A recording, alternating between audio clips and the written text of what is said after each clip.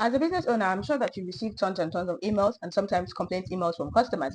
And it might be a struggle to keep up with most of these emails because sometimes some of them are sent at a very ungodly hours that ideally you won't even be awake to, respond to them. And you would agree with me that, every late response, kind of makes the customer question, your services and your professionalism. So let me show you a system that you can set up that can take care of those complaints while you are not around and also escalate to your team members and or maybe your assistant so they can take care of it on time and so that they can properly take care of it on time. So let me show you. I have already gone ahead to create a step-by-step workflow of how this would look like. And here you have it here in my whimsical flow. So here's what that simple workflow looks like.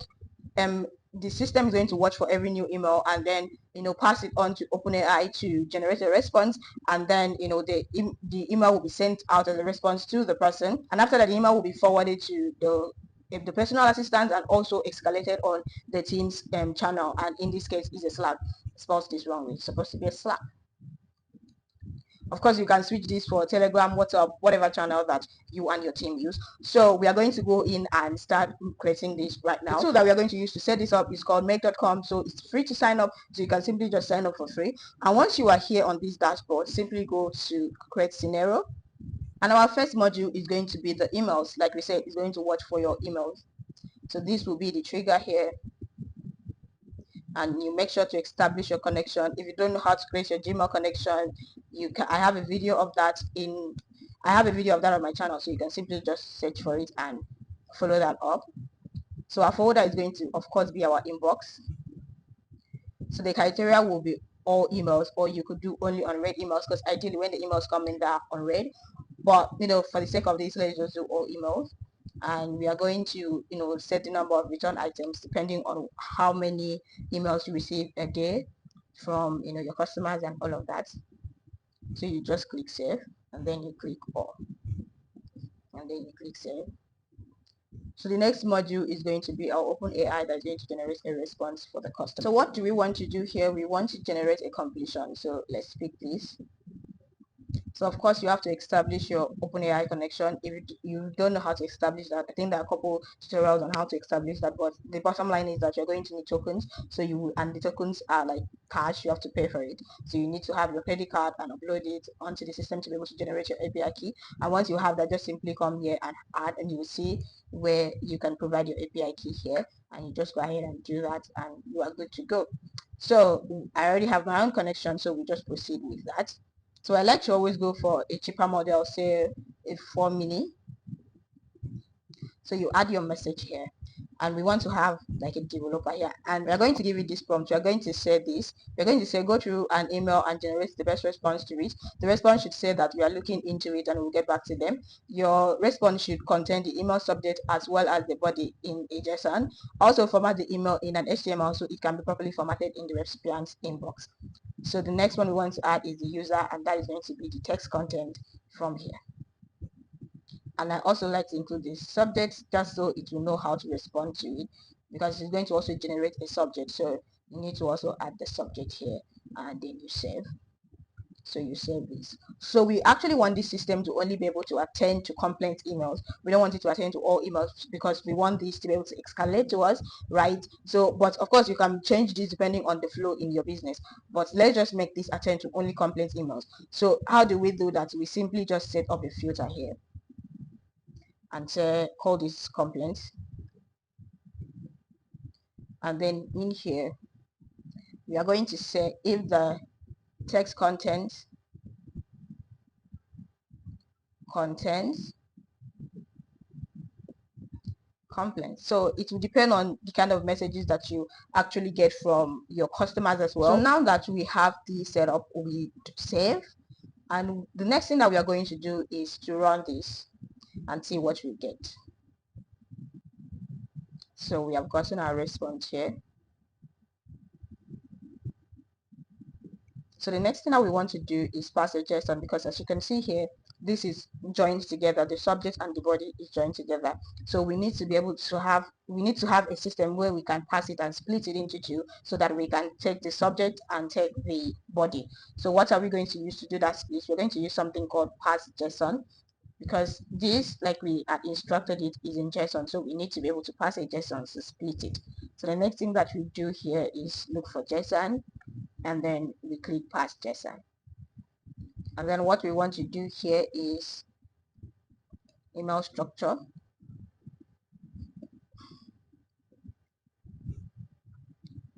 We can let's just add a new one so that you can see how it's done. So what we want to do here is email structure, and then we want to click generate, and then that data, the response that we had copied from OpenAI, is what we put here, and then we click generate, and it has automatically generated it for us. So we save here, and in this JSON string we're going to print this result.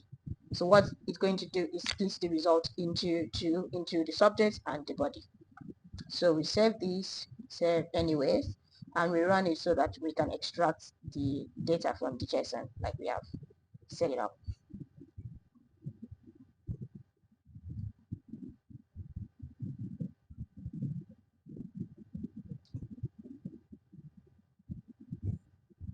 Let's see what happened.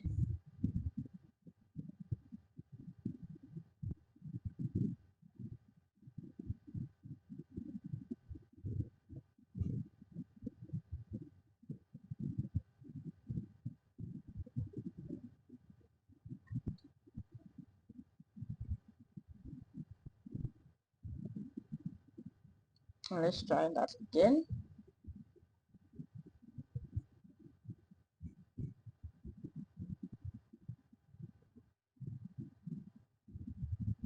Okay, so it's successful now. So just trying to be stupid at first because that's literally the same thing. So it has done that for us. So the next module that we want to add is the send email module or the sleep module, because ideally when someone sends an email, especially say by 12 a.m., you don't just respond like there's going to be a typing period. Even during work hours, there's going to be like 30 seconds to a minute where you actually used to type the response. So let's also try to simulate that in this. So what you're going to have is a sleep module. So that sleep module is we're going to have it in tools here. Um, so that sleep module is going to hold is going to stop it for executing for some time, and then eventually it will send the email. So we are going to say 30 seconds. Of course, you might do maybe like you can increase it to, let's just do 2 seconds for the sake of this video because you don't want to be waiting. But for you, you can take it to like 30 seconds, 100 seconds, whatever. But just know that you can only do between 1 second to 300 seconds, right? So you do the math and know how long you want it to pause before it actually resumes. So you do save here. And the next module you want to have is the send email module, because it has slept for a minute now. It's going to send the email. So you click on your email and you do send an email, and you establish your connection. So to the recipient, you just pick up the email address from here. You just pick up sender's email address from here, and then the subject is going to be what was splitted here, and then the body is going to be this. So you don't want to add any attachment, you just want to save, and you save here. So the next module that you're going to have is a module that forwards this to another team member. So you do send email to a team member, and then you put your address, the person's email there, and then you pick the subject, which is this, and the content, which is, sorry, you're going to pick the subject from the person that sends the email. So this is the subject and this is the content. So you just forward that to your team member. And the next thing you want to do is escalate it on Slack as well, so that other people, I mean, this one could be your PA, this one could be your personal assistant, and then the other person could be your team members, like everybody in your team. So you want to do that on Slack. So you want to send a message here. So you want to send it as a bot or as a user. Let's do as a user. So the channel name, I personally like to select from the list so that it can hold up all my channels for me. And then you have this. So the next thing you want to do is put in the text content here. Subject colon text content. So, and that's it. So you just save, and you save the entire scenario. So let's see what happens if we run everything at once and see what you're going to get.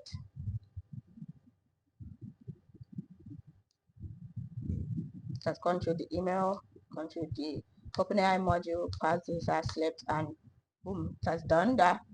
So if we go to our Slack channel here, we are going to see it.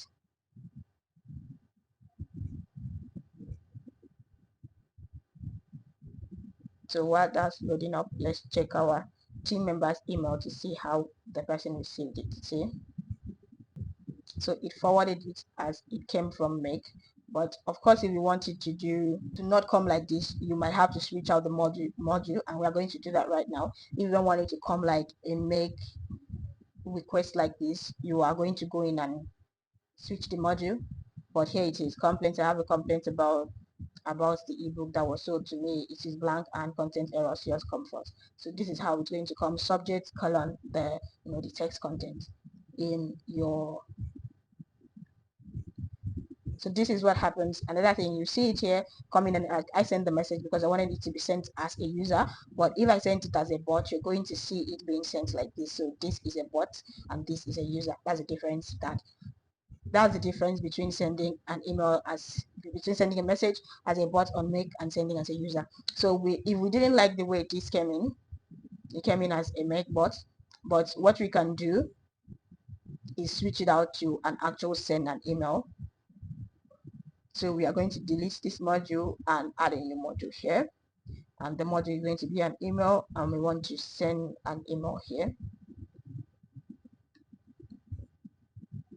So we want to send a new email here. So the recipient here is going to be your team members, of course. So let's say it's the same person in this case, the same email address. So that will always be the email address that receives all the emails.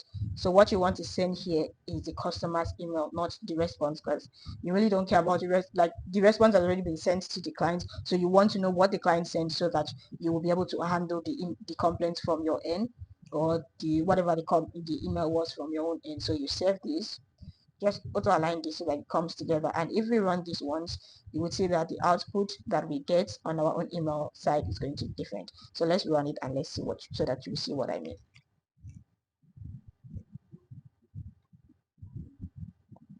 So we do all emails and then we save this and we save everything and we run it again. So as you can see, it has run successfully. So let's see what we are going to get here. You see, we are getting this, which is way better if that's what you want for yourself and your team. So that's a way better email structure.